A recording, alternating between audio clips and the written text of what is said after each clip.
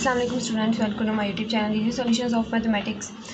आज है हमारे Fourier transform and its application की लास्ट एग्जांपल के साथ हमारा चैप्टर जो है वो वाइंड अप हो जाएगा। उसके बाद इंशाल्लाह हम इस बुक का कोई और चैप्टर स्टार्ट करेंगे। तो एग्जाम्पल नंबर 4 जो है उसकी स्टेटमेंट क्या है, बिल्कुल एग्जाम्पल नंबर 3 से सिमिलर है। अगर आपने पिछले एग्जाम्पल्स नहीं देखी तो मेरे चैनल पर इसकी प्ले लिस्ट पड़ी हुई है, वहाँ पर जाके आप सारी वीडियोज़ देख सकते हैं। स्टेटमेंट क्या है, use the Fourier representation in equation 7। अभी जो इक्वेशन नंबर 7 है उसका रेफरेंस लिया हुआ है कि फोरियर रिप्रेजेंटेशन देखें equation 7 to solve the 3 dimension problem by the equation. जो अब पिछली वीडियो अगर आपने नहीं देखी तो उसमें देख लें, उसके अंदर मैंने ये सारी जो है वो डिटेल में करवाई है पिछली एग्जाम्पल। उसके साथ कुछ कंडीशंस दी हुई हैं, वो इस तरह से हैं और कंडीशंस के ऊपर less than equal y square and 0 otherwise, ये सारा हम देखेंगे इस एग्जाम्पल के अंदर। एग्जाम्पल का सोल्यूशन से पहले अगर आपने अभी तक मेरा चैनल सब्सक्राइब नहीं किया तो प्लीज़ मेरे चैनल को सब्सक्राइब करें और वीडियो पसंद आए तो प्लीज़ वीडियो को लाइक ज़रूर किया करें, ये आपकी तरफ से हमारे लिए एक मोटिवेशन होती है। Here f of x y z अगर 0 है then small f of x का अगर हम फोरियर ले लें तो एफ ऑफ एक्साई बन जाता है। यहाँ पे भी एक्साई जो है, जैसे पिछले वीडियोस में मैं कहती आ रही हूँ, सिंपल एक्साई नहीं है। एक्साई 1 एक्साई 2 इन 3 डायमेंशन का एक्साई है, तो एक्साई 1 एक्साई 2 एक्साई 3 होता है, वो भी इक्वल टू 0 होगा। आल्सो अगर g of x y z is equal to 1 है then evaluate the 3 dimension Fourier transform g of xi by definition x y z की जगह पे हम आर भी लिख सकते हैं, तो वो जी ऑफ आर भी वो क्या है, इक्वल टू 1 है। इसी तरह से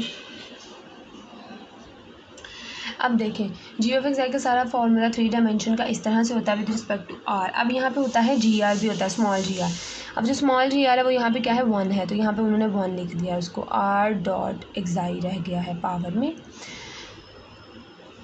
अब नेक्स्ट क्या किया है, नेक्स्ट उन्होंने स्पेरिकल में इसको चेंज कर दिया। स्पेरिकल में 0 से 2 पाई, 0 से पाई रेडियस जो है वो हम आर लेके चल रहे हैं, ग्रेटर आर, 0 से आर एक्सपोनेंट की पावर माइनस आयोटा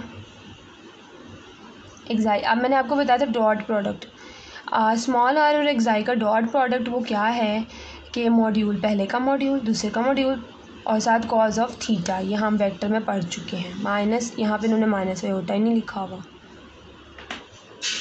अब जो हम रिप्रेजेंटेशन यूज़ कर रहे हैं वो है इस एग्जांपल नंबर 3 की। उसके अंदर तो हमारे पास जो एक्सपोनेंट था उसकी पावर माइनस आयोटा ही थी, तो इसलिए हम लोग ये रिप्रेजेंटेशन कर रहे हैं। फंक्शन की जगह पे तो यहाँ पे जी ऑफ आर है जो कि 1 है, तो वो हमने 1 कर दिया।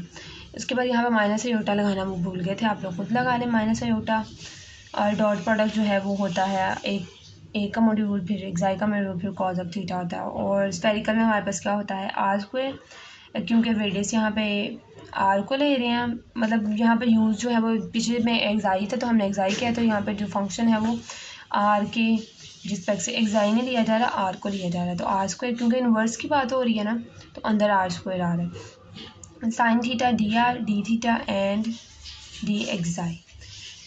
अगर हम कहें ना कि आर जो है वो ग्रेटर, आर जो है वो है रेडियस, तो हमें उसकी जगह पर कोई स्मॉल आर यूज़ करना पड़ेगा, तो लिमिट लग के तो बाकी वो दोबारा से वही चीज़ बन जाएगी। उसके बाद देखें हम D5, जिस तरह पिछले एग्जांपल में था D5 का, इसमें भी कोई फंक्शन नहीं है, तो हम लोग D5 की भी लिमिट पहले ही अप्लाई कर देंगे, 0 से 2 पाई। D5 का अगर हम लोग इसको इंटीग्रेट करें तो सिर्फ पाई आएगा, उसकी पावर 0 से 2 पाई आएगी और उसकी इंटीग्रेशन आएगी 2 पाई, तो एक इंटीग्रल तो पहले ही ख़त्म, क्योंकि ये सारे कॉन्स्टेंट ट्रीट होंगे और इंटीग्रेशन D5 हो जाएगी। माइनस आयोटा आर डॉट इसका ले लिया, यहाँ तक पहुँच गए। अब इन्होंने यहाँ भी क्या किया है, सिंपल कि उन्होंने रीअरेंजिंग कर दिया इंटीग्रल्स की, जैसे हमने पिछले एग्जांपल में की थी ना, पहले आर के रिस्पेक्ट से उन्होंने आर को इधर कर दिया, पाई को इधर कर दिया। अब 0 पाई अंदर कर दिया, जब 0 पाई अंदर किया तो डी थीटा भी ज़ाहिर अंदर ही आएगा, डी थीटा अंदर आया तो थीटा वाली सारी वैल्यूज अंदर आ गई, जो सिंपल थी आर की है वो आर भी बाहर आ गया, जो दूसरी वैल्यू से वो सारी बाहर आ गई। उसके बाद यहाँ पर उन्होंने 2 को इस 2 के साथ कैंसिल करके, यानी इसको बाद में लिखेंगे। खैर ये जो अंदर वाला पूरा पार्ट है उन्होंने अलग करके इसको सॉल्व किया है। जब first we calculate the integral I1, ये पूरे को उन्होंने क्या कह लिया है, I1 कह लिया, 0 से पाई ये सारा करके यहाँ पे लिख दिया। अब उन्होंने क्या किया, जिस तरह पहले मैंने आपको बताया था सेम ये पिछले एग्जांपल में इस तरह की इंटीग्रेशन हमने की थी कि अगर पावर का डेरिवेटिव आगे पड़ा हो तो हम एक्सपोनेंट वैसे का वैसे ही आ जाता है। तो हमने इसका डेरिवेटिव बनाने के लिए हमें इसका डेरिवेटिव अगर हम लें तो iota xi r sine theta d theta चाहिए था हमें। तो यहाँ पे साइन थीटा डी थीटा से तो अयोटा एक्स आर को हमने मल्टीप्लाई और डिवाइड करवा लिया। जब मल्टीप्लाई करवाएंगे तो आगे पूरा डेरिवेटिव बन जाएगा। तो हमारे पास पूरे एक्सपोनेंट का जीरो से डेरिवेटिव वो एक्सपोनेंट ही आ जाएगा और जीरो से पाई आएगा।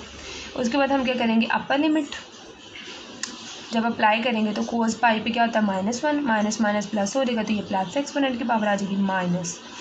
अपर लोअर लिमिट जब हम अप्लाई करेंगे कॉस ज़ीरो हो जाएगा, तो कॉस ज़ीरो पे 1 होता है, तो माइनस प्लस से का वैसे रहेगा। ये पूरी वैल्यू हमने पहले भी डिस्कस किया है 2 अयोटा साइन, क्योंकि साइन का फॉर्मूला होता है एक्सपोनेंट की पावर, साइन का फार्मूला होता है एक्सपोनेंट की पावर के अंदर अयोटा के साथ जो उसके एंगल में वैल्यू पड़ी होती है वो आती है, माइनस एक्सपोनेंट की पावर में फिर माइनस के साथ जो उसके एंगल में पावर पड़ी होती है वो आती है, डिवाइडेड बाय 2 पाई होती है।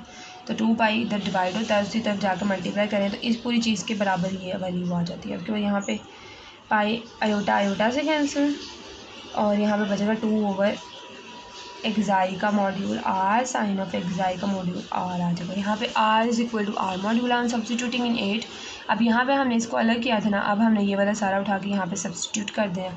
और जब वहाँ पे हमने सब्सटीट्यूट किया है इसको, तो ये अब मैंने सब्सटीट्यूशन की है इस तरह से, ये देख लें ये वाली पूरी वैल्यू उठा के इसके अंदर जब मैंने सब्सटीट्यूट की है तो हमारे पास ये बनेगा, इस तरह से ये बन जाएगा। और इसके अंदर अब हमने क्या किया है, ये एंगल में था, ये मैंने ना ब्रैकेट लगा दी कि आपको कन्फ्यूजन ना हो जाए। आर स्क्वायर पहले से था, उसके बाद डी आर सारा हमने यहाँ पे लिख लिया। एक आर इस आर स्क्वायर से कैंसिल हो गया, यहाँ पे एक आर रह गया। अब ये 2 पाई था, 2 बाहर आ गया तो 2 2 ज़ा 4 अंडर रूट।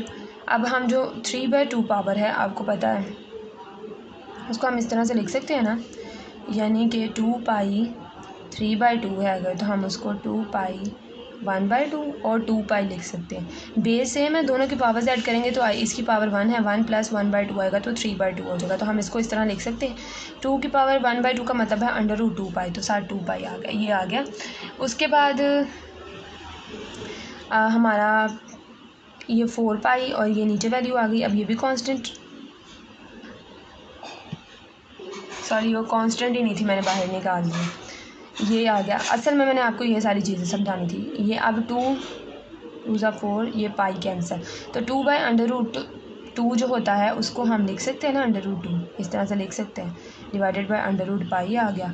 0 से r sine of xi are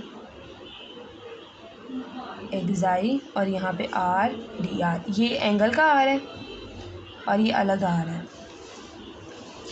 ये देखिए एंगल के गिर्द भी ब्रैकेट आप लोग भी लगा लीजिएगा ताकि कहीं पेपर में करते हुए आप लोगों को भी कन्फ्यूजन ना हो जाए। तो अब इनका दोनों का अगर हम लोग अंडर रूट सेम कर देंगे, 2 पाई 0 से r sine of xi r और एक्साई का module r into d r. तो इस तरह से हमारा ये चैप्टर जो है वो वाइंड अप हो गया फॉरियर ट्रांसफॉर्म का। अगर अभी तक आपको इसकी प्लेलिस्ट मिली है, आप और वीडियोस देखना चाहते हैं तो मेरे चैनल पे जाएं। मेरे चैनल पे इसकी कंप्लीट प्लेलिस्ट पड़ी हुई है, उसके अंदर आपको इसकी सारी वीडियोस मिल जाएंगी।